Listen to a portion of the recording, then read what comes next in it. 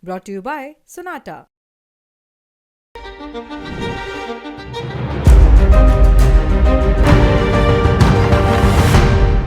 At the start of the operation, we had sent a message to Pakistan saying we are striking at terrorist infrastructure. We are not striking at the military. So the military has an option of standing out and not interfering in this process. They chose not to take that good advice. आपने अभी विदेश मंत्री S Jaishankar को सुना। उन्होंने बताया कि operation की शुरुआत में हमने पाकिस्तान को चेतावनी दी थी कि हम आतंकी ठिकानों को टारगेट करेंगे। ये बयान 15 मई का है, लेकिन सोशल मीडिया पर अब तक वायरल है। क्यों वायरल है, इसी पर बात करेंगे।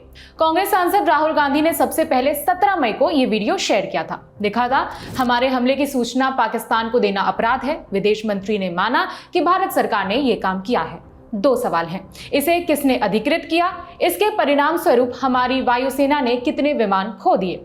इस सोशल मीडिया पोस्ट के 2 दिन बाद यानी 19 मई को राहुल गांधी ने फिर से सवाल किया। लिखा, विदेश मंत्री की चुप्पी निंदनीय है। मैं फिर से पूछूंगा, पाकिस्तान को पता था, इसलिए हमने कितने भारतीय विमान खो दिए। ये कोई चूक नहीं थी, ये एक अपराध था और देश को सच्चाई जानने का हक है। राहुल गांधी का ये एक्स पोस्ट अब वायरल हो गया, इतना ज्यादा वायरल हो गया कि पाकिस्तान के मीडिया चैनल्स में भी खूब दिखाया जा रहा है। भारतीय सेना के विमानों को लेकर सवाल उठाने पर राहुल गांधी को अब ट्रोल किया जा रहा है। विदेश मंत्रालय की तरफ से जवाब भी आ गया।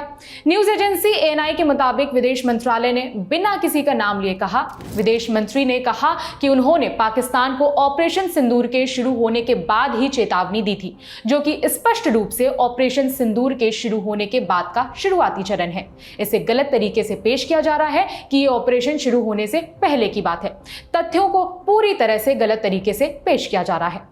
इसी मुद्दे पर डिफेंस एक्सपर्ट ध्रुव कटोच का बयान भी सामने आया है। उन्होंने राहुल गांधी के सवाल को गैर जिम्मेदाराना बताया और विदेश मंत्री के स्टेटमेंट पर भी बात की।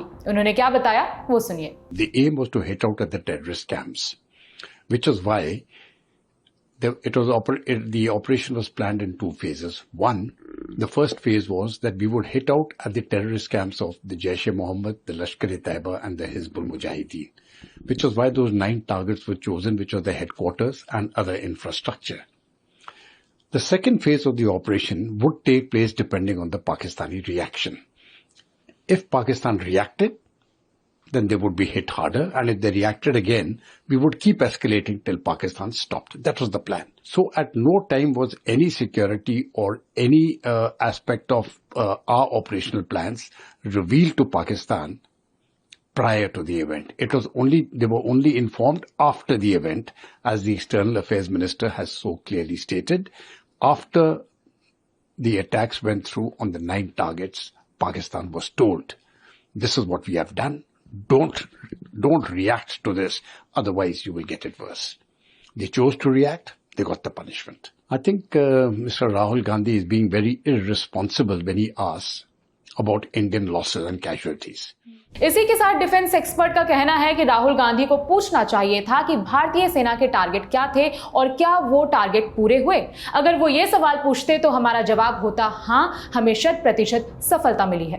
खैर, राहुल गांधी के सवालों पर आपकी क्या राय है और डिफेंस एक्सपर्ट की बातों से आप कितने सहमत हैं, कमेंट करके बता सकते हैं। इस खबर में इतना ही। मेरा नाम है विभावरी। देखते रहिए दी ललन टॉप।